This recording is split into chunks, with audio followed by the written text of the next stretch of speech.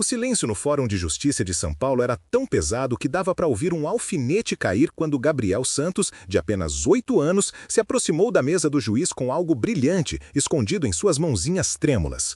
O doutor Henrique Moreira parou de folhear os documentos e se inclinou para frente, sem acreditar no que estava vendo. Os advogados do Hospital das Clínicas deixaram de sussurrar entre si e até a escrivã parou de digitar. Mas o mais chocado de todos era João Santos, o pai desesperado sentado no banco dos réus, que não fazia a menor ideia do que seu filho estava prestes a revelar para toda aquela sala lotada. O objeto dourado que Gabriel segurava em suas pequenas mãos mudaria tudo para sempre. Mas para entender como chegamos a esse momento de reviravolta, precisamos voltar ao começo dessa história que emocionou um bairro inteiro da zona leste paulistana. Você ficaria do lado dele ou viraria as costas? Conta pra gente nos comentários. Porque o que vem agora vai mexer com você de um jeito que não esperava. 5 meses antes, João Santos estava parado na fila do posto de saúde da Vila Matilde às 5 da manhã, segurando o papel amassado na mão enquanto ouvia a atendente repetir o preço que já tinha decorado. R$ 1.200 pelo frasco de remédio que manteria Gabriel estável por mais 15 dias. R$ 1.200 que ele não tinha e não sabia de onde tirar. João trabalhava como pedreiro numa construtora pequena em Itaquera, onde o pagamento chegava quando chegava e muitas vezes atrasava semanas inteiras. Gabriel tinha uma doença rara no sangue que precisava de medicamentos caríssimos e o SUS não cobria porque eram considerados experimentais. Cada dia que passava sem o tratamento era um dia mais perto do abismo que João não se permitia imaginar. Ele era pai solteiro desde que Gabriel tinha 2 anos, quando sua esposa Márcia morreu num acidente de ônibus na Marginal Tietê. Se mudaram para um apartamento pequeno na Coab José Bonifácio, onde o aluguel era mais barato e onde esperava conseguir recomeçar a vida com seu filho. Mas o destino tinha outros planos e agora se encontrava contando moedas no balcão de uma farmácia, rezando baixinho para que fosse suficiente para mais um dia. Seu João, disse a farmacêutica com voz gentil, mas firme, já faz 1 mês que não consegue completar o pagamento. Não posso continuar dando remédio fiado porque meu gerente já me chamou a atenção. O senhor entende, né? João acenou com a cabeça, se sentindo menor a cada palavra. Sabia que Dona Célia estava sendo mais que generosa, que qualquer outra farmácia já teria legado o remédio fazia tempo. Mas isso não tornava menos humilhante estar ali parado com R$ 300 na mão quando precisava de 1.200. Me dá mais uns 3 dias, murmurou João, guardando o dinheiro no bolso. Na sexta recebo na obra e venho quitar tudo. Era mentira e os dois sabiam. Na sexta ele receberia se recebesse, mas mal daria para o aluguel e a comida. O remédio teria que esperar, e Gabriel teria que aguentar mais um dia sem o tratamento que seu corpinho precisava desesperadamente. Naquela noite, depois de colocar Gabriel para dormir com uma história inventada sobre heróis que sempre encontravam um jeito de vencer, João ficou acordado na cozinha olhando as contas médicas empilhadas na mesa. R$ 60 mil no total. Uma montanha de dívida que crescia toda semana como um monstro que se alimentava do seu desespero. Foi aí que lembrou da caixinha que guardava no guarda-roupa, escondida atrás dos sapatos de trabalho. Dentro, embrulhado num pano velho, estava a única coisa de valor que possuía, um relógio Rolex Submariner que tinha pertencido ao seu avô Sebastião, que tinha passado para ele antes de morrer, com a promessa de que um dia passaria para o próprio neto. O relógio tinha acompanhado seu avô durante a construção de Brasília nos anos 60. Esteve presente em casamentos e batizados, marcou as horas de 3 gerações de homens santos que ganharam a vida com as próprias mãos. Agora, representava a única esperança de manter viva a 4ª geração. No dia seguinte, João beijou a testa de Gabriel antes de levá-lo para a escola e prometeu que logo estaria melhor. Depois, pegou o trem até o centro de São Paulo, onde sabia que tinha casas de penhores que compravam relógios sem fazer muitas perguntas. A casa de penhores Esperança ficava numa rua estreita perto do Largo do Arouche, espremida entre um sebo e uma loja de instrumentos musicais. O dono, um senhor de meia idade chamado Osvaldo Pereira, examinou o relógio com uma lupa pequena enquanto João esperava com o coração na garganta. É um relógio bom, disse finalmente seu Osvaldo, mas está meio gasto pelo tempo. Posso dar 15 mil por ele. João sentiu o mundo desabar. 15 mil reais pareceriam uma fortuna para quem não precisasse comprar remédio de R$ 1.200 a cada 15 dias, mas ele sabia que esse dinheiro duraria pouco mais de um mês. Mesmo assim, era melhor que nada. Não tem como ser um pouquinho mais? Perguntou João, odiando soar tão desesperado. Seu Osvaldo balançou a cabeça. 15 mil é justo, rapaz. Se não te serve, pode tentar em outro lugar. João olhou o relógio uma última vez, imaginando as mãos do seu avô acertando os ponteiros, e acenou que sim. Tá bom, eu fico. O dinheiro durou exatamente 32 dias. 32 dias em que Gabriel se sentiu melhor, sorriu mais, jogou bola no pátio da escola como qualquer criança normal. 32 dias em que João se permitiu acreditar que talvez conseguissem sair dessa. Mas no dia 33, o remédio acabou e o dinheiro também. João começou a fazer bicos nos finais de semana quando conseguia, chegava em casa tão cansado que às vezes dormia na mesa enquanto jantavam. Vendeu a televisão, o liquidificador, até a bicicleta que usava para ir ao trabalho. Pediu emprestado para todo mundo que pôde, prometeu pagamentos que sabia que não conseguiria cumprir e mesmo assim não era suficiente. Foi em novembro que chegou a primeira citação judicial. O Hospital das Clínicas processava ele por R$ 73 mil em tratamentos médicos não pagos. João leu o papel várias vezes, tentando entender as palavras difíceis que basicamente diziam que estava quebrado. Na obra, os colegas perceberam que ele estava mais quieto que o normal. Carlinhos, o encarregado da sua turma, se aproximou na hora do almoço. "E aí, parceiro, te vejo meio cabisbaixo esses dias." João contou tudo enquanto dividiam marmitas embaixo da sombra de uma lona. Carlinhos escutou sem interromper, mastigando devagar e balançando a cabeça de vez em quando. "Caramba, irmão", disse finalmente. "Tá foda mesmo." "Já procurou um advogado? Com que dinheiro?" João riu sem graça. "Advogado custa mais caro que o remédio." "Meu cunhado faz direito na Uninove", ofereceu Carlinhos. "Talvez possa te ajudar com os papéis, pelo menos." Mas os papéis só confirmaram o que João já sabia. Sem dinheiro para pagar um advogado de verdade, sem bens que valessem alguma coisa, sem família que pudesse ajudar, estava completamente sozinho contra um sistema que parecia feito para esmagar gente como ele. Enquanto isso, Gabriel começou a fazer perguntas que partiam o coração. Por que não tinham mais televisão? Por que papai sempre estava triste? Por que não podiam mais comprar picolé no seu Zé da Esquina? João tentava explicar sem explicar de verdade, inventando histórias sobre jogos de economia e surpresas que viriam depois, mas os olhos espertos do filho viam mais do que uma criança de 8 anos deveria ver. Uma noite, João encontrou Gabriel parado na janela do quartinho, olhando para a rua com uma expressão séria demais para a idade. "Tá pensando no quê, campeão?" perguntou João, sentando na cama. "No relógio do vovô Sebastião", respondeu Gabriel sem se virar. "Você vendeu ele por causa do meu remédio, né?" A pergunta acertou como um soco no estômago. João tinha certeza de que Gabriel não sabia, que tinha conseguido esconder a verdade. "Como você descobriu?" "Vi você pegando ele do guarda-roupa naquela noite", disse Gabriel se virando finalmente. "E depois ele sumiu.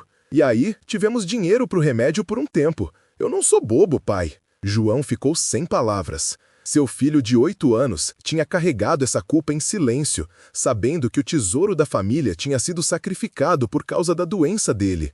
"Gabriel, me escuta bem", disse João, colocando as mãos nos ombrinhos pequenos do filho. "Nada disso é culpa sua. Você não escolheu ficar doente, e cuidar de você é meu trabalho como pai." O vovô Sebastião ficaria orgulhoso de saber que o relógio dele serviu para te manter vivo. Gabriel acenou que sim, mas João viu nos olhos dele que as palavras não tinham tirado a culpa que a criança sentia. As semanas antes da audiência passaram como um pesadelo. João tentou conseguir ajuda jurídica gratuita, mas todas as organizações tinham filas de espera de meses. Tentou negociar direto com o hospital, mas os administradores só ofereciam planos de pagamento que o deixariam endividado até Gabriel se formar. Na véspera da audiência, João não conseguiu dormir. Ficou acordado na sala, revisando os papéis que tinha organizado numa pasta de plástico, ensaiando o que falaria para o juiz. Gabriel tinha ficado estranho durante o jantar, fazendo perguntas esquisitas sobre tribunais e se crianças podiam falar com juízes. "É só uma reunião, filho", tinha explicado João. "Nada para você se preocupar." Mas alguma coisa no jeito que Gabriel olhava para ele dizia que o menino estava pensando em coisas além da idade. A manhã da audiência amanheceu cinzenta e fria, com aquele tempo de garoa que faz São Paulo parecer ainda maior e mais ameaçadora. João vestiu sua única camisa social, uma azul que Márcia tinha comprado para entrevistas de emprego, e amarrou uma gravata emprestada do vizinho. Conte para nós onde você está assistindo, porque essa próxima parte vai te emocionar de um jeito que você não imagina. Gabriel insistiu em ir junto, vestido com o uniforme da escola porque era a roupa mais arrumada que tinha. João tinha planejado deixá-lo com Dona Maria, a vizinha do apartamento ao lado, mas alguma coisa na determinação do filho o fez mudar de ideia. Por que você quer ir, campeão? Vai ser muito chato. Quero ficar com você, respondeu Gabriel com aquela seriedade que tinha desenvolvido desde que ficou doente. Time não abandona time. E foi assim que chegaram juntos ao Fórum Criminal da Barra Funda, caminhando por corredores compridos e gelados que cheiravam a café velho e papel. Gabriel andava do lado do pai, seus tênis da escola fazendo barulho no piso como batimentos de coração. A sala do tribunal era maior do que João tinha imaginado, com tetos altos e janelas enormes que deixavam entrar uma luz fraca. Algumas pessoas estavam espalhadas pelos bancos, a maioria advogados e funcionários, junto com alguns outros réus que pareciam tão nervosos quanto ele se sentia. Gabriel sentou ao lado dele, balançando as pernas porque não chegava no chão. O doutor Henrique Moreira entrou exatamente às 9 da manhã, sua toga preta farfalhando enquanto caminhava até a cadeira do juiz. Era um homem de uns 60 anos, cabelo grisalho penteado para trás e óculos que davam um ar intimidador. O oficial de justiça pediu para todos se levantarem e João sentiu as palmas das mãos começarem a suar. Processo número 7894/2024, anunciou a escrivã. Hospital das Clínicas versus João Santos da Silva. Os advogados do hospital falaram primeiro, apresentando gráficos e documentos que transformavam a luta de Gabriel pela vida em números numa planilha. Falaram sobre obrigações de pagamento, serviços prestados, direito do hospital de receber o que lhes era devido. Suas vozes eram frias e profissionais, como se estivessem falando de mercadoria, em vez da vida de uma criança. Quando chegou a vez de João falar, ele se levantou com as pernas bambas e tentou explicar sua situação. Falou sobre ser pai solteiro, sobre trabalhar na construção civil, onde o salário não dava para emergências médicas, sobre ter vendido tudo o que tinha e ainda assim ficar devendo. Sua voz embargou quando mencionou o relógio do avô, a única herança da família que tinha sacrificado para manter o filho vivo. O doutor Moreira escutou sem mostrar emoção, às vezes fazendo anotações nos papéis na sua frente. Quando João terminou, fez algumas perguntas sobre renda, bens, tentativas de conseguir ajuda financeira. Cada resposta parecia cavar um buraco mais fundo, do qual não sabia como sair. Senhor Santos, disse finalmente o doutor Moreira, entendo que essa é uma situação difícil, mas o hospital prestou o atendimento médico necessário para seu filho e tem direito de ser compensado por esse atendimento. Dadas suas circunstâncias financeiras, estou disposto a aprovar um plano de pagamento que leve em conta sua renda limitada, mas a dívida terá que ser quitada ao longo do tempo. João acenou que sim, sentindo o peso de anos de prestações se acomodando nos ombros como um fardo que nunca conseguiria tirar. Estava prestes a se sentar quando Gabriel de repente se levantou ao lado dele, enfiando a mão na mochila da escola. Com licença, doutor juiz, disse Gabriel com uma voz clara que ecoou pela sala silenciosa. Tem uma coisa que é do meu pai. A sala se encheu de murmúrios surpresos enquanto Gabriel caminhava em direção à mesa do juiz, mas o doutor Moreira levantou a mão pedindo silêncio. Jovem, isso é muito irregular. Crianças normalmente não se dirigem ao tribunal. Por favor, disse Gabriel, parando na frente da mesa e olhando para cima com aqueles olhos sérios que pareciam velhos demais para o rosto. Isso é muito importante. Meu pai não sabe disso, mas acho que o senhor precisa ver. O doutor Moreira olhou para João, que estava paralisado de surpresa, e depois de volta para Gabriel. Alguma coisa na postura da criança deve ter o convencido, porque acenou devagar. Aproxime-se. Gabriel tirou algo da mochila que fez o coração de João parar completamente. Era o relógio do seu avô Sebastião, o Rolex Submariner que tinha vendido 5 meses atrás. A relíquia da família que deveria representar o futuro, mas que tinha sido sacrificada pelas contas médicas. Doutor juiz, disse Gabriel. Sua voz firme apesar das lágrimas que começavam a se formar nos olhos. Meu pai vendeu esse relógio para pagar meu remédio. Era do meu bisavô e ia ser meu um dia. Mas meu pai deu ele para salvar minha vida, e eu fiquei juntando dinheiro todo dia durante 5 meses para tentar comprar de volta. O silêncio na sala era total enquanto Gabriel continuava, suas mãozinhas segurando o relógio com cuidado, como se fosse a coisa mais preciosa do mundo. Fui na casa de penhores toda semana perguntando para o seu Osvaldo quanto custava para pegar de volta. Ele sempre falava 15 mil reais e eu só tinha juntado 450 reais vendendo bala na escola e fazendo frete para os vizinhos. Mas ontem, quando contei por que eu queria de volta, ele começou a chorar. João sentia as lágrimas descendo pelo rosto enquanto as peças da história iam se encaixando. Gabriel tinha estado caminhando até a casa de penhores depois da escola, contando moedas e notas amassadas, carregando problemas de adulto nos ombros de criança de 8 anos. Seu Osvaldo me devolveu o relógio pelo dinheiro que eu tinha, continuou Gabriel, sua voz ficando mais forte. Disse que também tinha um neto que ficou doente uma vez e que sabia o que era ver a família sofrer. Falou que meu bisavô ficaria orgulhoso do que meu pai fez. E que às vezes as coisas mais valiosas não dá para medir com dinheiro. Gabriel se virou para olhar o pai, seus olhos brilhando com lágrimas, mas o sorriso radiante de orgulho. Meu pai é a melhor pessoa que eu conheço, doutor juiz. Vendeu a coisa mais importante da nossa família para me manter vivo e nunca me fez sentir mal por estar doente ou por custar tanto dinheiro. Se isso não é o que pais bons fazem, então eu não sei o que é. O silêncio na sala se estendeu pelo que pareceram horas. O Dr. Moreira estava olhando o relógio nas mãos de Gabriel, sua compostura profissional rachando nas bordas. Os advogados do hospital estavam mexendo em papéis desconfortavelmente, claramente não preparados para essa virada emocional no que deveria ter sido um caso rotineiro de cobrança.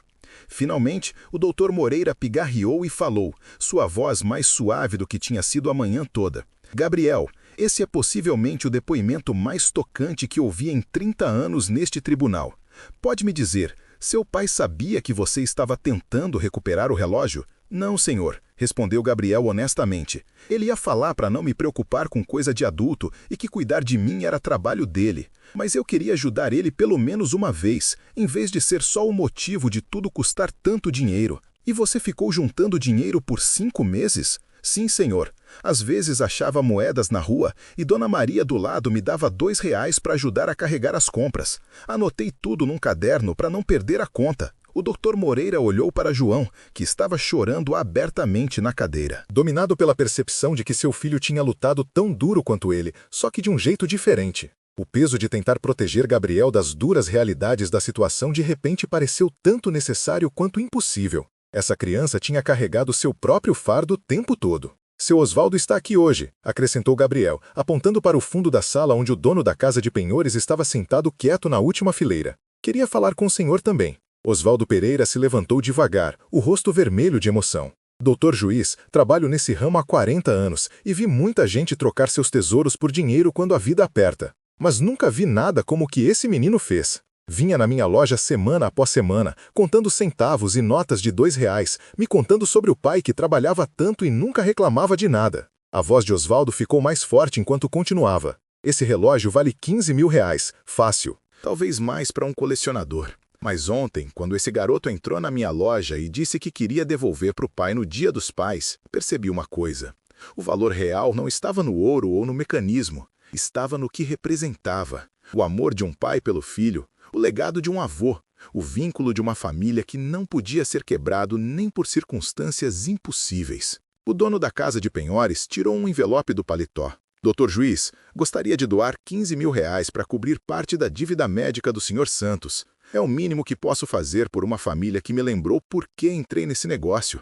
Para ajudar as pessoas quando mais precisam, não para lucrar com o desespero delas. A sala explodiu em suspiros surpresos e conversas sussurradas, mas o Dr. Moreira bateu o martelo uma vez pedindo ordem. Estava olhando o envelope nas mãos de Osvaldo, sua máscara judicial completamente abandonada em favor de algo muito mais humano. Senhor Osvaldo, esse é um gesto extraordinariamente generoso, mas só cobre uma parte da dívida total. Na verdade, doutor juiz, veio outra voz do fundo da sala. João se virou para ver Carlinhos Santos, seu encarregado da obra, se levantando com vários colegas de trabalho atrás dele. Fizemos vaquinha nos canteiros de obra pela cidade toda. Notícia de gente boa em apuros corre rápido e juntamos mais 25 mil reais. E a igreja São José também fez campanha, acrescentou outra voz, Padre Antônio, da igreja que João e Gabriel frequentavam de vez em quando. Temos mais 20 mil de paroquianos e pessoas da comunidade que ouviram a história do Gabriel. Uma por uma, pessoas se levantaram pela sala toda.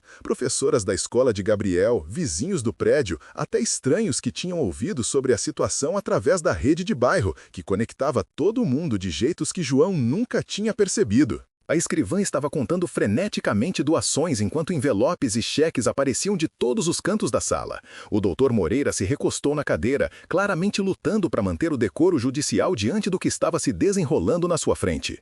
Isso é altamente incomum, disse finalmente, sua voz grossa de emoção. Nunca vi nada assim no meu tribunal. Doutora Patrícia Lima, a advogada do hospital, se levantou hesitante. Doutor Juiz, dadas as circunstâncias e o apoio da comunidade, o Hospital das Clínicas gostaria de retirar a ação e perdoar qualquer dívida restante. Somos um hospital público e nunca quisemos destruir famílias na busca por pagamentos. Às vezes, o cuidado médico requer mais que tratar sintomas, requer tratar a pessoa toda, incluindo seu bem-estar financeiro. A sala explodiu em aplausos e gritos, mas João não ouviu nada disso. Estava focado inteiramente em Gabriel, que estava caminhando de volta para ele com o relógio estendido nas mãozinhas como uma oferenda de amor e redenção. "Consegui de volta, pai", disse Gabriel simplesmente pressionando o relógio nos dedos trêmulos de João. "Ele pertence à nossa família. Seu Osvaldo disse que o espírito do bisavô provavelmente está olhando e que ia querer que você tivesse de volta." João abraçou o filho com força, o relógio pressionado entre eles, seu tic-tac constante um batimento que conectava passado, presente e futuro de maneiras que nenhuma quantidade de dinheiro jamais poderia medir.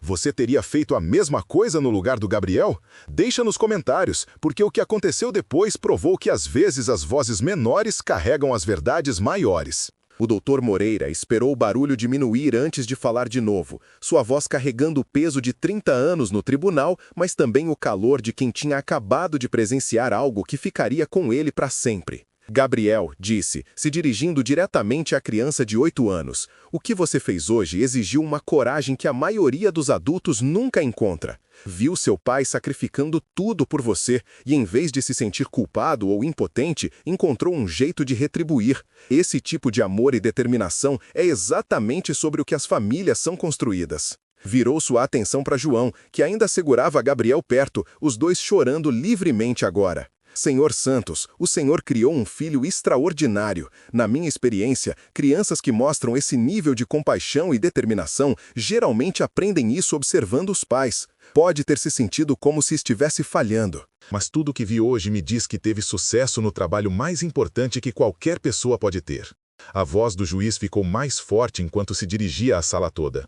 "O que presenciamos aqui hoje é prova de que comunidades ainda existem, de que as pessoas ainda se importam com os vizinhos e de que o amor realmente pode superar circunstâncias impossíveis. Este caso está arquivado, com a gratidão do tribunal a todos que participaram desta extraordinária demonstração de decência humana." Quando o martelo desceu pela última vez, João sentiu um peso sair dos ombros que tinha carregado por tanto tempo que tinha esquecido como era ficar ereto. A dívida médica tinha sumido, o processo arquivado, e o relógio do avô estava fazendo tic-tac contra seu peito, bem sobre o coração onde pertencia. Mas mais do que isso, tinha aprendido algo sobre o filho que o encheu de um orgulho tão intenso que tirava o fôlego. Gabriel não tinha sido o fardo que João temia que estava se tornando. Tinha sido um parceiro o tempo todo, lutando a batalha da sua própria trincheira de 8 anos, armado com nada além de amor e determinação e uma lata de café cheia de moedas economizadas. A multidão na sala se dispersou devagar,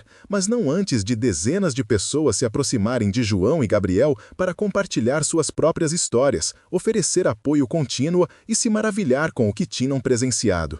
Osvaldo Pereira apertou o cartão na mão de João com a promessa de que se algum dia precisassem de qualquer coisa, ele estaria lá para ajudar. Carlinhos deu um tapinha nas costas de João e disse que a notícia já tinha se espalhado por canteiros de obra em toda a grande São Paulo e que ofertas de emprego viriam de empreiteiras que valorizavam trabalhadores com caráter mais que trabalhadores com pistolão. Padre Antônio ofereceu um convite para o almoço de domingo que João se pegou aceitando pela primeira vez desde que Márcia morreu. Enquanto finalmente saíam do fórum para o sol da tarde, Gabriel deslizou sua mãozinha na do pai e olhou para cima com um sorriso que parecia conter toda a sabedoria do mundo. "Pai", disse pensativo, "será que o bisavô Sebastião ficaria orgulhoso do que fizemos hoje?" João parou de andar e se ajoelhou no nível de Gabriel, o relógio quente no bolso e o coração cheio de algo que parecia esperança pela primeira vez em meses. Gabriel, acho que seu bisavô ficaria impressionado com nós dois. Ele passou esse relógio pensando que seria a coisa mais valiosa que poderia dar para a família. Mas hoje aprendemos que o verdadeiro tesouro já estava dentro da gente desde o começo. Como assim? Amor, campeão. O tipo de amor que faz você vender sua posse mais preciosa para salvar a vida de outra pessoa. O tipo de amor que faz você economizar cada centavo por 5 meses para devolver a felicidade para essa pessoa. Essa é a herança que realmente importa e é algo que ninguém pode tirar da gente. Gabriel acenou sério, depois se animou com a resistência que o tinha levado através de meses de tratamentos médicos e incerteza. Então somos ricos mesmo? João riu, o som ecoando nos degraus do fórum e sendo levado pela brisa paulistana como uma promessa de dias melhores pela frente. Somos as pessoas mais ricas do mundo, Gabriel. Só esquecemos por um tempo, mas às vezes precisa de uma sala cheia de vizinhos para lembrar como a riqueza de verdade se parece. Naquela tarde, enquanto dividiam um jantar de comemoração de pizza na esquina perto do metrô Arthur Alvim, a primeira refeição de restaurante que tinham tido em meses, João colocou o relógio do avô no pulso e sentiu o peso de 3 gerações de homens santos que tinham enfrentado suas próprias circunstâncias impossíveis e encontrado jeitos de perseverar. O relógio chegaria a Gabriel um dia, exatamente como sempre foi destinado, mas agora carregava uma nova história no mecanismo. A história de um pai que deu tudo e um filho que devolveu, não através de dinheiro ou mágica, mas através do ato simples e revolucionário de se amarem o suficiente para continuar lutando. As contas médicas estavam pagas, os tratamentos de Gabriel continuariam e João tinha ofertas de emprego de 5 empreiteiras diferentes que tinham ouvido sobre seu caráter e o queriam nas equipes. Mas mais que qualquer dessas coisas, tinham aprendido algo sobre si mesmos e sua comunidade que os sustentaria através de qualquer desafio que viesse. Família não é só sobre laços de sangue ou conexões genéticas, é sobre as pessoas que escolhem ficar quando as coisas ficam difíceis, que aparecem quando você mais precisa e que lembram que seu valor como ser humano não é medido pela sua conta bancária ou suas posses, mas pelo amor que você dá e o amor que inspira nos outros. Enquanto Gabriel adormecia naquela noite, o relógio fazendo tic-tac suavemente no pulso do pai no quarto ao lado, João percebeu que sempre tinham sido ricos nas maneiras que mais importavam.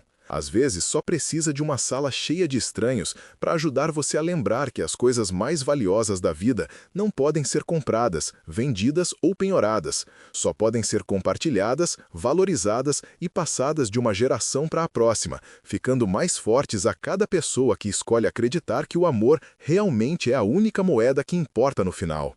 A verdadeira riqueza não é sobre o que você possui, mas sobre quem possui seu coração e cujos corações você carrega para onde quer que vá. E por essa medida, João e Gabriel Santos eram milionários desde o início, só precisavam lembrar como contar. Na Vila Matilde, onde as histórias viajam mais rápido que fofoca e onde os vizinhos ainda se conhecem pelos nomes, a história do pai que vendeu o relógio do avô e da criança que encontrou um jeito de devolver virou lenda.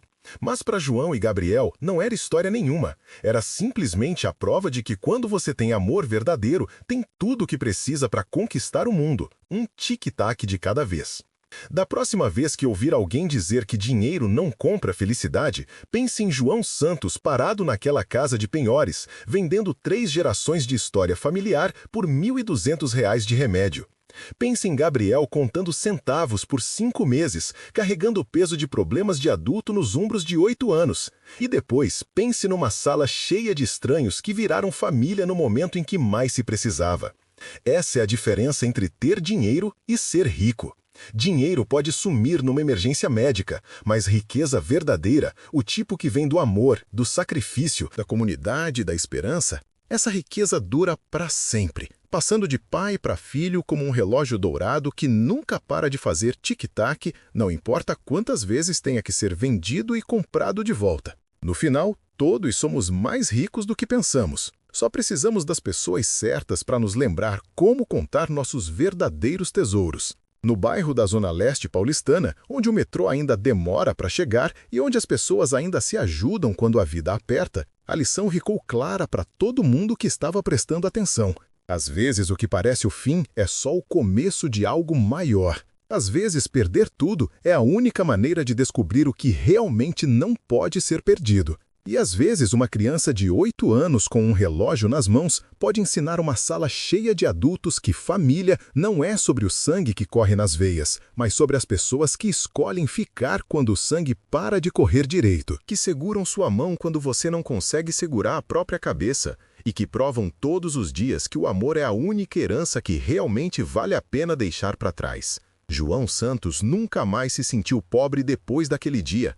Não porque tinha dinheiro, ainda era pedreiro, ainda morava na Coab, ainda precisava contar os centavos no final do mês, mas porque tinha aprendido a diferença entre não ter nada e ter tudo o que importa. E nessa conta, ele e Gabriel eram os homens mais ricos de São Paulo, donos de uma fortuna que nenhum hospital, nenhuma dívida, nenhuma circunstância poderia tocar. O relógio do avô Sebastião voltou a marcar as horas da família Santos, mas agora marcava também algo novo. O momento em que um pai e um filho descobriram que já tinham sempre tido tudo de que precisavam, só tinha esquecido como usar. Porque no final das contas, a única coisa que realmente importa não é quanto você tem no banco, mas quantas pessoas estariam dispostas a esvaziar o próprio bolso para ver você sorrindo de novo. E por essa medida, João e Gabriel Santos eram mais ricos que qualquer empresário da Faria Lima, mais prósperos que qualquer herdeiro dos Jardins. Eles eram ricos do jeito que importa, tinham uma comunidade que os amava, um amor que os sustentava e uma história que provava que milagres ainda acontecem todos os dias nas ruas de São Paulo. Só precisa saber onde procurar. E se você ainda está se perguntando onde procurar, a resposta está mais perto do que imagina. Está no espelho, está na pessoa sentada do seu lado, está na mão estendida do vizinho que você ainda não conhece, está no coração que bate dentro do peito de qualquer um que ainda acredita que vale a pena lutar pelos outros. Essa é a verdadeira riqueza, essa é a herança que vale a pena deixar, e essa é a história que merece ser contada, um tic-tac de cada vez. Até que todo mundo entenda que não precisamos de muito para ter tudo. Inscreva-se para mais histórias poderosas como esta, e clique no vídeo da tela para assistir a próxima, com uma reviravolta tão forte que você nunca vai esquecer.